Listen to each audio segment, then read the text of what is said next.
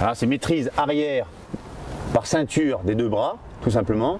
Et là je vais provoquer un déséquilibre de la personne pour l'amener au sol. Une méthode d'immobilisation souvent suivie par ce que l'on appelle communément la technique du plaquage ventral.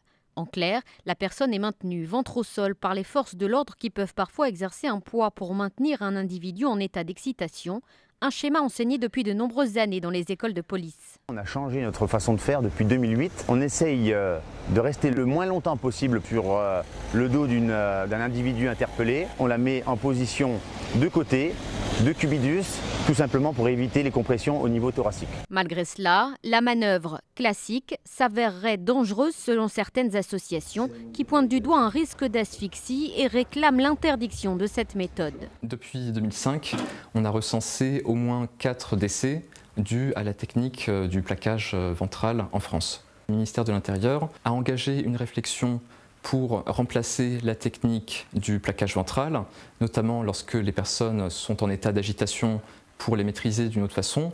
On attend encore des pistes évoquées par le ministère de l'Intérieur. En 2007, la France s'était vue condamnée par la Cour européenne des droits de l'homme après le décès d'un individu suite à cette pratique. Plusieurs pays, comme la Suisse ou encore la Belgique, proscrivent cette méthode.